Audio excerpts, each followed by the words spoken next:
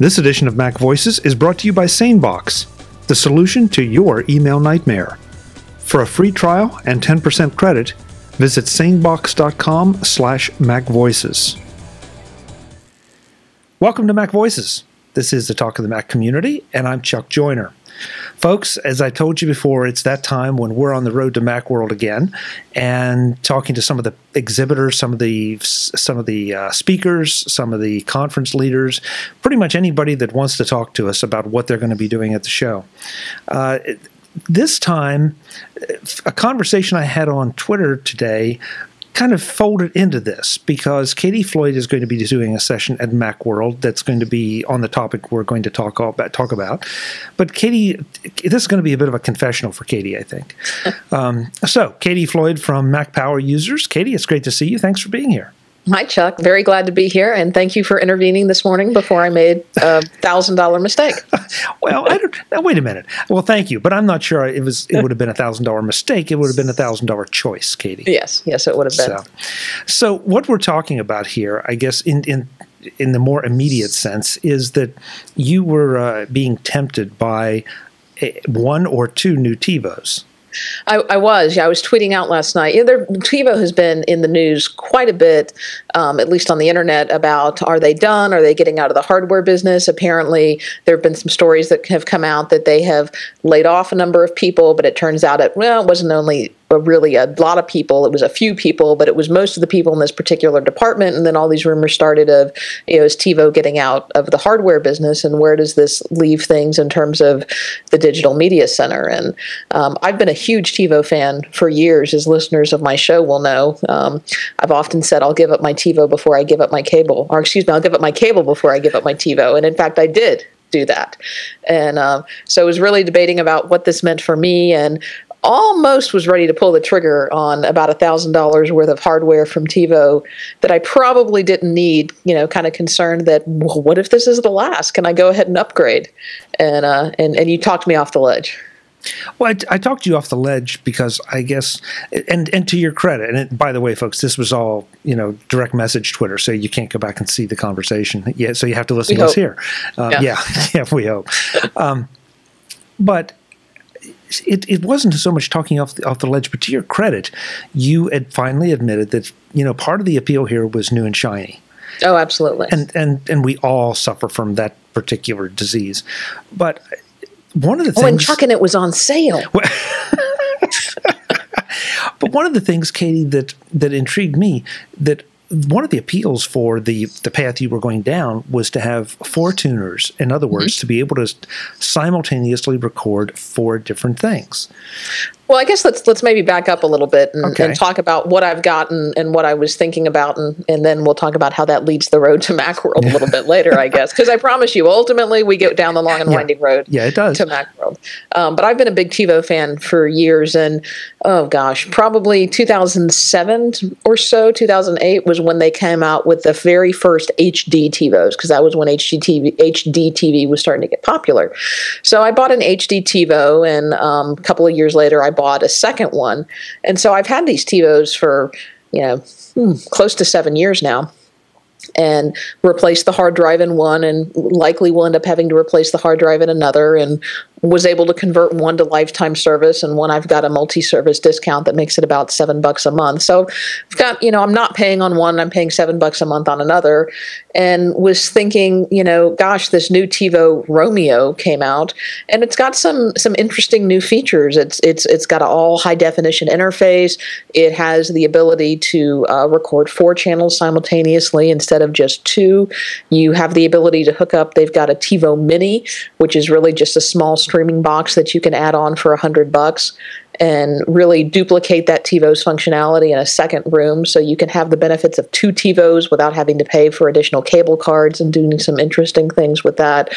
And supposedly the interface for all of the other things, I mean, we all know TiVo is a DVR service that lets you record things, whether it's from antennas, which is the low-end TiVo, or more likely from a cable or Fios service.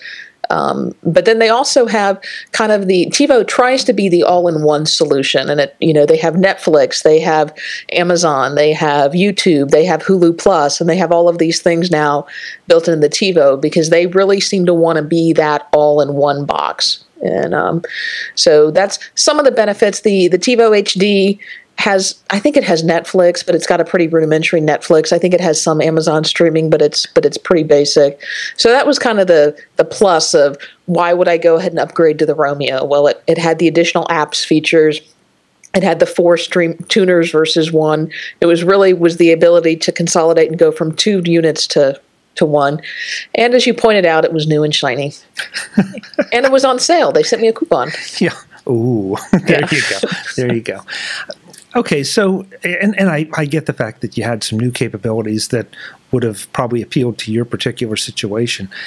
I found it interesting, though, that at this particular moment in time, you were thinking about doing this, since your existing TiVos, as I understand it, are not broken. I mean, they still work. So a couple things struck me. First of all, you want to be able to record up to 4 shows at one time. I can't find 4 shows in a week. Well, you must have broader taste than I do, because I can't find 4 shows to record in a week. Yeah. I have a TiVo. I love my TiVo. I really would not want to be without it. But its use case has changed a bit in the last few years, because now you have so much on demand with Hulu Plus and Netflix and several of the other services, that I don't feel quite the way I did. There was a time that once it was broadcast, if you didn't catch it, you missed it. It was gone. And now that's not the case. So, or we used to have must-see TV where you had to be home at a certain time to see your program, or it was gone. Yeah, and now we don't have that. Now we have a lot more on demand and more coming all the time. We're seeing upgrades to one of our favorite pieces of hardware, the Apple TV. It's not quite there in to solve some of these problems, but I feel like maybe the DVR is sliding down in importance, at least for the geek crowd now, maybe not for the mainstream crowd. Yeah, and I'll tell you, I've seen that in my own use case. And what's interesting, you say, well, why do you need to record 4 shows? Most of us, or most people, I shouldn't say most of us, most people have hundreds of cable channels now. If you have a standard digital cable subscription or a satellite subscription, I've got about 15.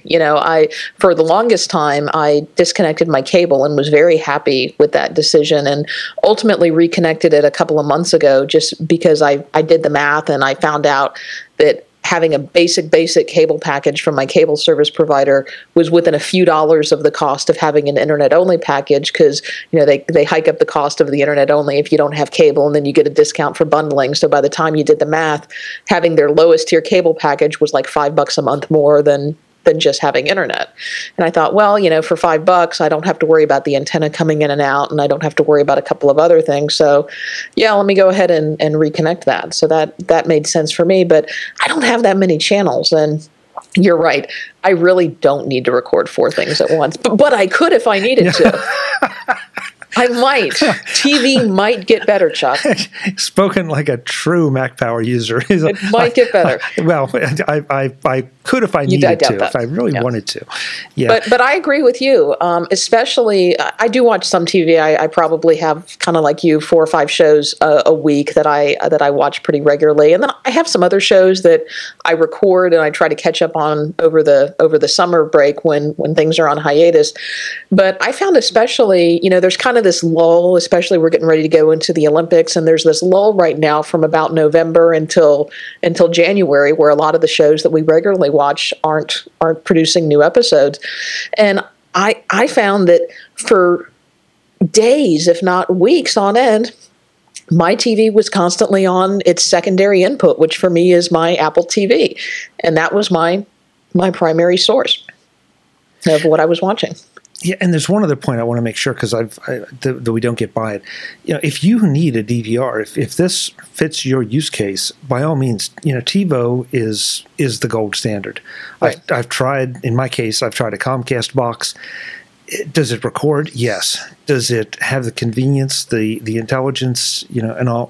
No. Just if you're going to do this, get a TiVo. That's no question about it.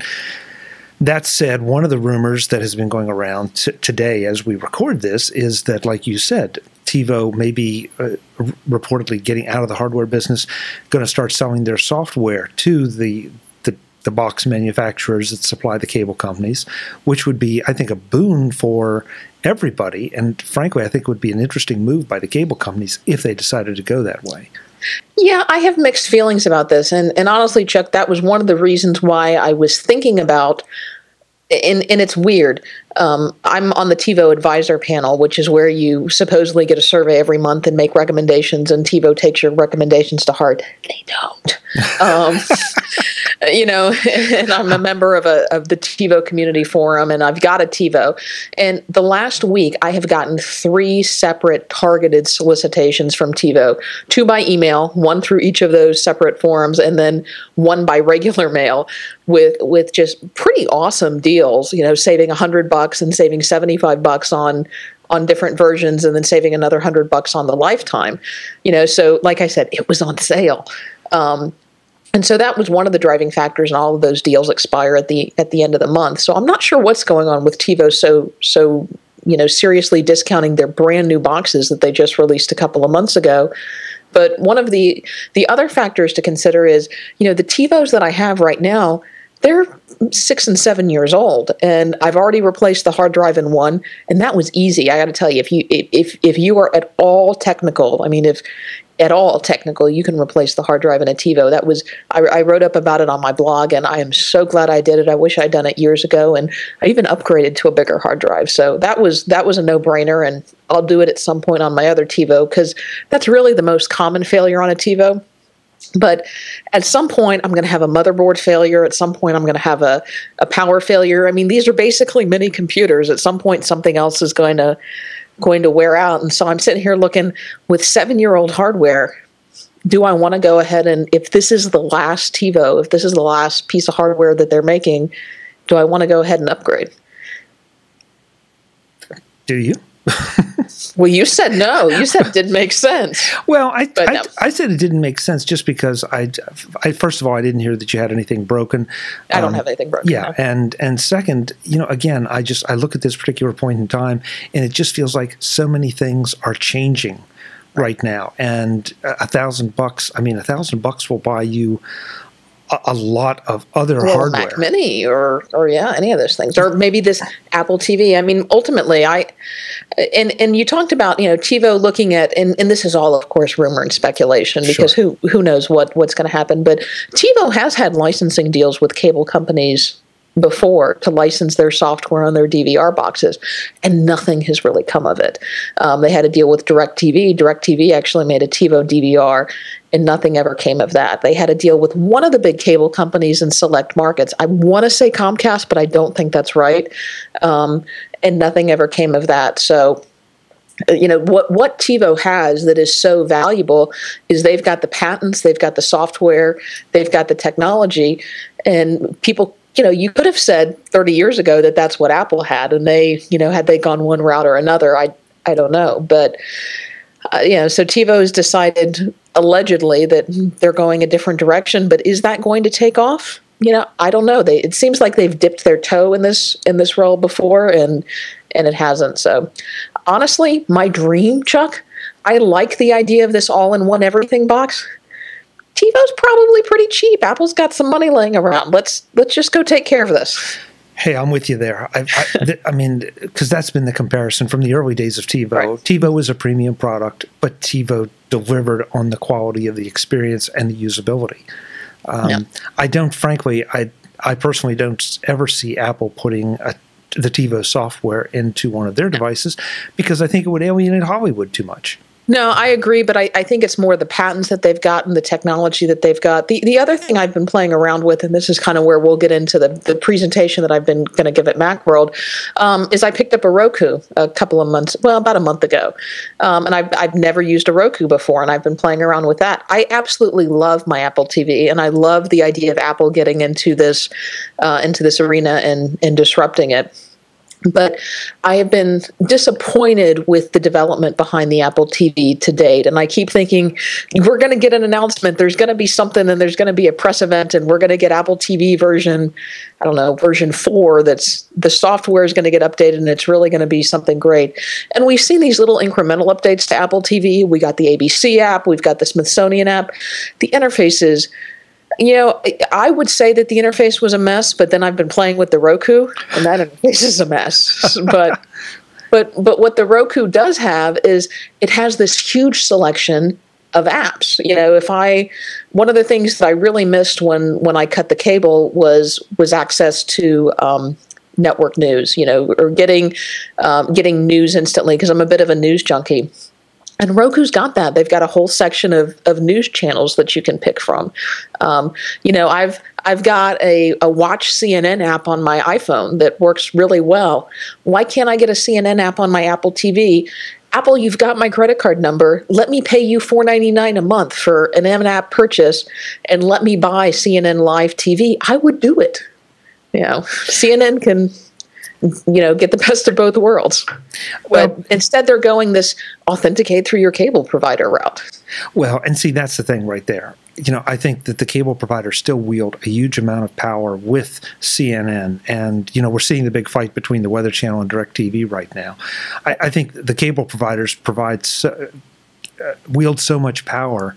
And I can't decide, which way the money flows. The money flows. I mean, I know if I remember correctly, I just saw an article that said something about like ESPN gets $5 or receives $5. I'm not sure now which way it goes, but it's basically one of the most expensive, if not the most expensive thing in the cable provider's toolkit. And right. I don't want it. And yet they won't do a la carte. They won't cut out some of those things to bring me back, because I'm like you. I have basic cable. Yeah. I have about 15 channels. About 6 of them are shopping channels, which I don't look at. Have you noticed that when you get the basic channels, they're like, oh, you get all these channels, but you don't want half of these. Yeah. So it's just a very dynamic, moving target kind of thing. To move away, to touch on one more thing, because you pointed out something that I was not aware of. There is a nice TiVo application for your Mac where you can move programs off your TiVo? Well, yes, but no. It's not a TiVo application. It's a third-party application. So for years ago, TiVo had some support built in with Roxio. I think it was Toast, one of the Toast Titanium versions. And honestly, I don't have the current version of Toast, so I don't know if it's still there. I don't think it is. But you used to be able to pay something extra and input your media access key, which if you're a TiVo user, you'll know what that is, and transfer your recordings that aren't flagged. Certain premium channels flag their recordings like HBO, Showtime, and things like that so that you can't transfer them. But if it's just a standard recording, you've recorded Castle off of ABC, which is one of my shows that I watch, and you just want to put it on your iPad, you can.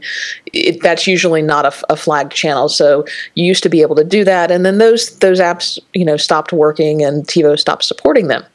So there used to be a great developer who made Dave Hamilton was really who introduced me to this. Made an app called iTivo, which would basically find your TiVo via Bonjour on your local network. Log into it because there's this back-end web interface to your TiVo, which is probably very unsafe, but whatever. Pull your shows off and then use your media access key to decode them. And it was a great app, and as they updated it, you could even have the ability to mark the commercials or to pull the commercials out. But it was an app that was, I don't remember how it was developed, but it was not a great interface. I don't remember. Anyway, Dave Hamilton would know, and he'll probably be listening to this and correct me. But the interface was very kludgy. It wasn't a native Mac app, and it was an app that had been ported over. And so now, what you really want, and hopefully you'll put a link to this, is there's an app called CTivo. I don't know what the C stands for, but it's CTivo, and it's native. I think the C may stand for cocoa or carbon, or I always get those two confused, but whatever. And it will connect to, you run it on your Mac, it will connect to any TiVo on your network, and you can suck down the shows.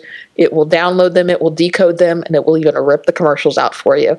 And if I'm getting ready to go on a trip or get on a plane, it does it pretty fast because I've got wired Ethernet here, and it happens pretty fast now. You can download those shows.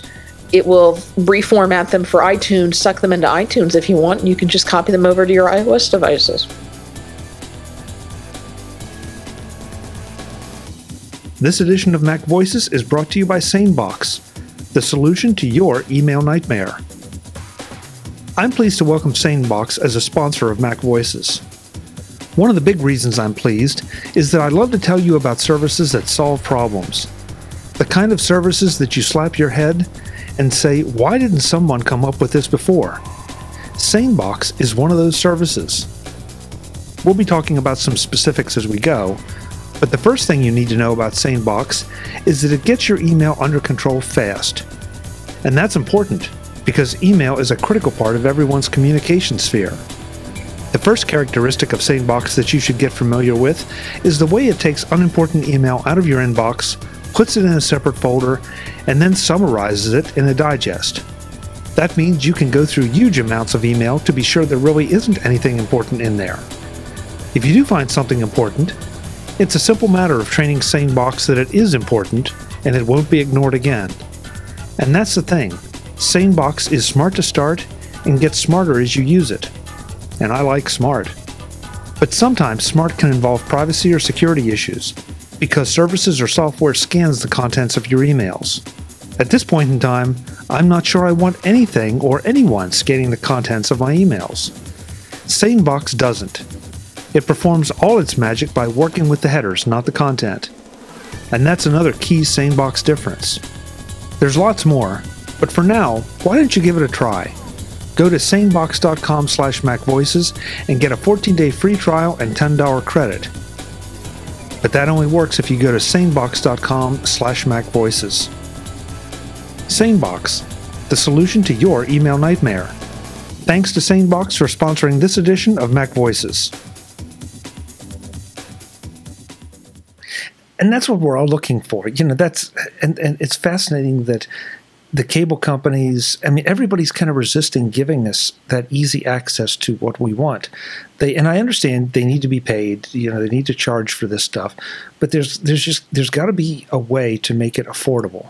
Right. I'm still looking at, you know, you look at being able to buy things in the iTunes store, and now, you may be different, but if I really sit down and measure the cost of cable TV versus the shows that I would like a season pass for, the season pass, you know, kind of comes in very competitive.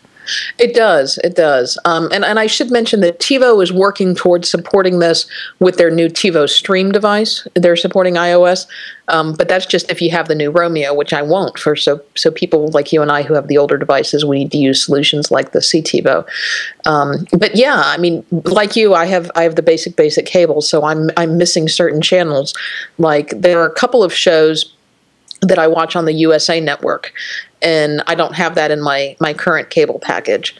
And I have found, you know, I tried to do the Hulu thing, and Hulu has always been weird for me because I found that connecting a Mac Mini to my Apple TV and just watching things straight through Hulu has been the best way to get content because only certain shows are available through Hulu Plus, and it's weird, and maybe they are and maybe they aren't, and these particular shows were available through Hulu but not through Hulu Plus, and I would have happily paid for them, but wasn't an option.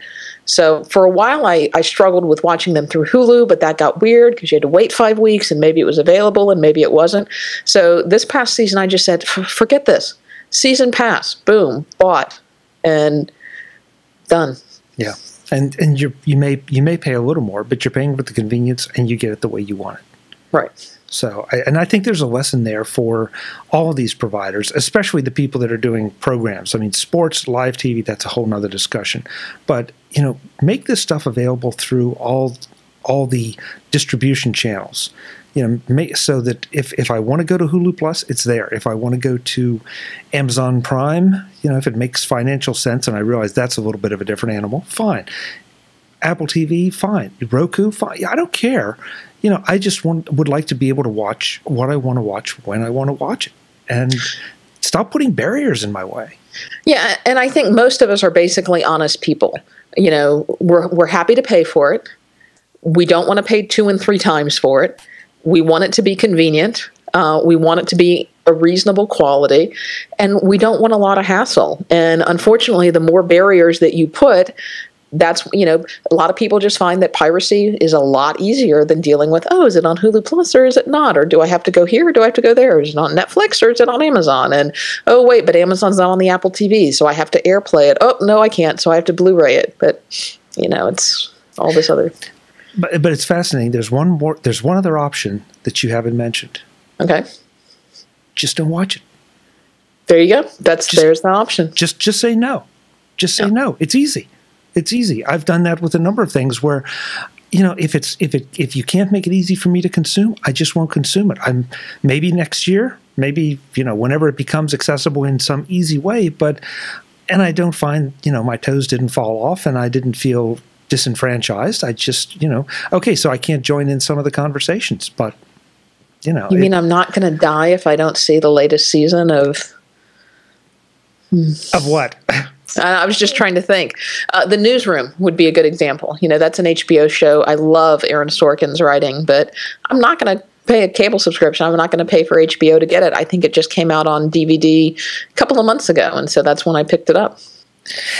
And Katie, that points to another, this is it. There's so many things in flux because now we have a new term that's come out in the last, I guess, year or so, binge watching, where people will sit down and watch a whole season of something because they're interested in it, not to get it over with, but just the way they do it. So they don't want the cliffhanger that, oh man, I got to wait till next week to find out what happens. No, just click and I go run right through the season. So it's like a super feature length film kind of thing. Oh, people are so impatient. Well, they're impatient, but at the same time, frankly, it's also more efficient, I think. Yeah, it can be if you're really into it. So, yeah. So right about now, somebody's asking, what are you two talking about? You mentioned a Mac program to transfer from the TiVo over, and that's it. You're going to be talking about this at Macworld. You're going to be tackling, what are you going to be tackling? Is it TiVo or is it going to be the whole home theater thing? I'm going to be tackling the whole home theater thing, and what this kind of evolved out of has been my experience in the whole home theater thing. About 3 years ago, I cut the cable, and by that I mean the cable subscription service, and I was thrilled. I was happy with it, and like you, Chuck, I didn't have any desire to go back. People at work were, talking about the duck people, and they were talking about the swamp people, and they were talking about the porn star people, and I missed that one. And the pond. Maybe it was the pond people. I don't know. All of this and all of this stuff. I'm just sitting here going, seriously, this is what you're doing, and getting rid of the cable TV subscription was great for me. I have read more books in the last couple of years than I ever have, other than when I was in school and studying and required to read them. I've done more with my podcast. I've done more with work. I mean, it just, to me, and I don't mean to get on a pedestal and say that TV is bad or anything, but it just made me more aware of how much time I was wasting, just sitting in front of the TV, just because it was on and because it was there. And I missed a few things. I do kind of miss my HGTV, and I do kind of miss my on-demand network news, but I figured out ways around it. I figured out that, gosh, there's a CNN podcast on politics that's available as a video podcast or as an audio podcast in iTunes, and I can listen to that instead. Or I can go get this other content, or these people have a YouTube channel that has things available. And so for about 3 years, I didn't have a cable TV service, and I had some basic channels through an antenna, and it was great. And ultimately, I supplemented with Apple TV. I supplemented with all the things that come on that, and Netflix and Amazon, and it was great. And like I said, I ultimately reconnected the cable just kind of from a cost perspective, and I had some technical issues with the antenna, but I'm living essentially the same way because my cable service is so basic. From the channels that I care about, I'm getting nothing more than I did before, with my $20 mono price antenna. And so I learned a lot of things through that experience, and So what I'm really talking about is building the Apple Media Center. And I don't mean that from the sense of building a Mac Mini Media Center, although that certainly can be part of it. I went out and I bought a Mac Mini when I cut the cable, thinking that that was going to be the center of my home theater. And it really turned out to be a very, very small piece of it. I've since used the Mac Mini for other things, but I almost never use it for video consumption anymore. And so how I pieced together this system that I used and then what I figured out I didn't need. And so kind of the idea of, just because we're geeks, oh, I can do Plex and I can do this off my streaming server and I can get a Mac Mini and I can do this and I can do this and I can have 40 remotes on my table. And so I'm going to talk about the options. I'm going to talk about what's available. I'm going to talk about how you can set it up. And I'm going to talk about the Roku and the TiVo and the connected Blu-ray players and the Mac Minis and the tablets and the iPhones and all of the hardware that's out there and all of the services that are out there and how you can put together all of this stuff. But then we're also going to talk about the why. And does it make sense? And the make sense part is really interesting because you and I are both single, so we live alone. So what may make perfect sense for us, being a little on the geekier side, may be absolutely a disaster for a family. Right. And I find, my geek tendencies, and you were there to reel me in a little bit today, Chuck, yes, I can spend $1,000 on AV equipment. Do I need to? And I knew I didn't need to, and I probably wasn't going to pull the trigger. Oh, but it was new and shiny, and and we as geeks tend to think about just because I can do a thing doesn't necessarily mean that we should do that thing. Yeah, for me, it's always sort of the cost benefit analysis thing. I can do it, and I maybe want to do it, but like you say, does it make sense, or would I be better off spending that $1,000 adding Sonos components to my home, Katie? That's what I can do instead. Yeah, for your situation, I think it would be worth it. I want to see you get hooked on Sonos. Yeah, I've been tempted. I've actually added it to my Amazon wish list because I've got some AirPlay systems throughout my house, and that's been working well for me. I've got a Jambox and an AirPlay speaker here and an AirPlay speaker there, and AirPlay is nice, but it cuts out for me more often than it should. Mm-hmm. Yeah. And everybody tells me the Sonos will solve that problem, but gosh, it's an expensive hobby. It is, but it's worth it. To be able to walk from room to room, upstairs, downstairs, anywhere you want, and have everything synced up, and you don't have the echo that sometimes you get when you're putting one thing to one place, one thing to another. It's well worth it. So, Chuck, what you're saying is you do not give me permission to spend the $1,000 on the TiVo that I don't need, but spending it on the Sonos is absolutely fine. Yes, because I think the quality of life you have with the TiVo now is just fine. You need to upgrade the quality of life with the Sonos. Yeah, and that's actually one of the when I go through, and I'm working on my slides for Macworld, but I'm going through the stages of how I came to these decisions, and that's really the first stage in my analysis of what do you use your stuff for. What is it that you want to use your stuff for? But what do you really use your stuff for? And when I do that analysis, all I use my TiVo for is recording shows and watching shows. Everything else I do through the Apple TV. So the fact that the new Romeo has a better YouTube interface and a better Netflix interface and can do this and that and Hulu Plus and blah, blah, blah, I'm just going to flip over to the Apple TV and use it anyway. So right. What does it matter? But like you say, do the analysis. And we should obviously say we're not shooting down TiVo. No, I love TiVo. Yeah, we're both TiVo fans. But you're right. I think you really have to pay attention to what the use case is, and look at the trends and how they're affecting you. If you're a live sports person, your options may be limited. If you don't watch sports at all, you may have a lot of options. And the challenging thing is that as we record this now, it could be a very different landscape by the time Macworld comes. It's changing that fast. Yeah, it is. I don't know. We always like to speculate of what is Apple going to do. I think Apple's going to do something more in the TV realm. I really don't think it's going to be this year, and if so, it's going to be the very tail end of this year. I think they're going to innovate a little more with the current Apple TV that we've got. Personally, Chuck, I don't want to see Apple get into a true television set. I don't want a 50-inch Apple thing in my living room because I bought a TV all not that not that too long ago. I mean, my dream is I want to see the Apple TV hardware souped up.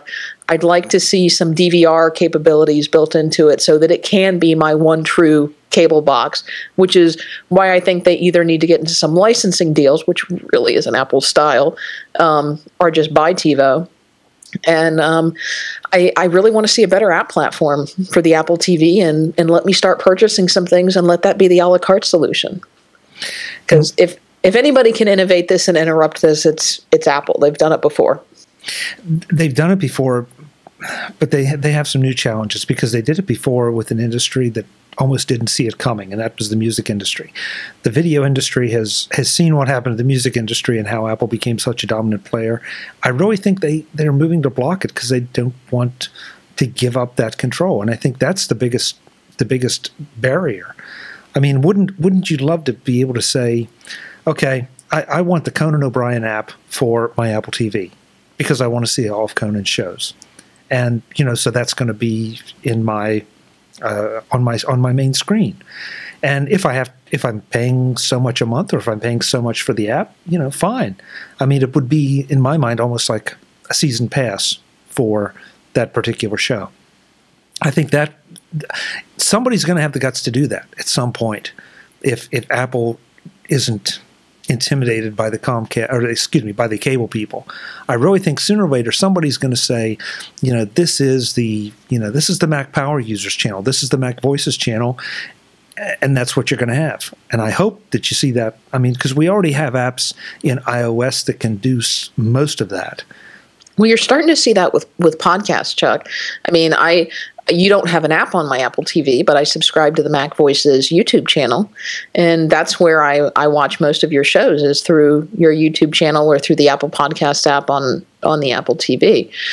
You've seen a lot of comedians have started doing that, putting out their own stuff through podcasting. So we podcasters have figured it out. We figured out that that's the way to go and get our content direct to the consumers. Now, monetization other than advertisements is a little bit of a different story.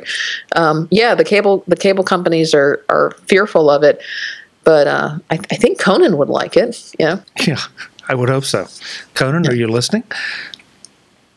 Katie, I'm really looking forward to this session because I think there's so many things that, even from a year ago, there's so many more options, and I'd be very interested to see what choices you've made in the past year, what choices you make in the next couple months, and how you present it all, because in a way it's almost a daunting subject because there are so many options. Yeah. It is, and I think you're absolutely right. And I knew the answer before I started my conversation with you, but you did help. Like I say, bring. We're all very tempted to. I want it. Do I need it? Yeah, probably not. But I think you have to do that analysis of what do I need this for, and what can I do, and figure out working from there. And especially with us, we're geeks. When I cut the cable and decided to do some of this stuff, I had all the components here already. My major purchase was a $20 antenna. It doesn't have to be expensive. And in fact, for a lot of people, they're cutting the cable for the cost. It's real tempting to say, well, gosh, if I save $80 a month, I can save $1,000 a year by cutting my TV subscription. What can I go buy with that? Yeah. I guess at this point, we don't have the dates and times for your session at Macworld yet. I do. I do have the dates and times for my Macworld. Now, I think these are still subject to change at this point. I'm actually doing 2 sessions at Macworld. The session that we're talking about today is going to be held on Saturday, March 29th at 11 a.m. And like I said, it's called the Apple Media Center. And then I'm also doing another session with my podcasting partner, David Sparks, and it is appropriately named Power User Workflows. And that is going to be Thursday, March 27th at 3 p.m. And that session, just to give you a brief overview of that, is really going to kind of be a best of the Mac Power Users. If you are a Mac Power Users fan, I think you're going to enjoy that. And even if you're not, and what we're going to do is we're going to take the audience through some of our favorite workflows and tips and tricks from our personal experience as well as 5+ years of podcasting. It's kind of the best of what we found and what we found works. And it's just going to be a crazy extravaganza. It sounds like a lot of fun. So I guess that means I got to get that Sparks guy back on here to talk about the other session. You probably do. Yeah. Okay. He's not nearly as much fun to talk to, Katie. I'm recording this, Chuck. Yeah. No? we love you, David. You know it. Yeah. You know it. Well, Katie, thank you so much for being here on the road to Macworld, and also to talk over some of the more immediate stuff. I think it's fascinating, and I hope to see everybody in the front row at your session, because it will be definitely, I think, a highlight and a practical highlight of the show. Yeah, I am really excited about Macworld. I'm really happy about their move to March, because it gives us all a little more time to prepare, a little more time for some of these products that we saw teased at CES that's coming in the spring to actually come out. And I think it's going to be a great time. Agreed. I'll see you there.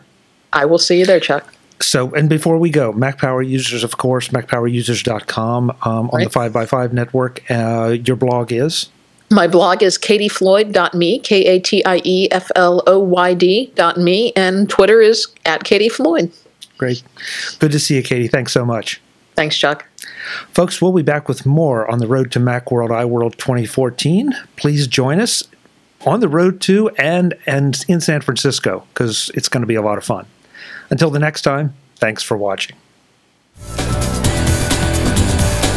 Visit MacVoices.com for links, show notes, to subscribe, to connect with Chuck on Twitter, app.net, Google+, Facebook, and LinkedIn. Subscribe to our weekly newsletter, the MacVoices Dispatch, to stay up to date with all the latest MacVoices news from our front page or at MacVoices.com/newsletter. Advertising and sponsorships handled by Backbeat Media at BackbeatMedia.com.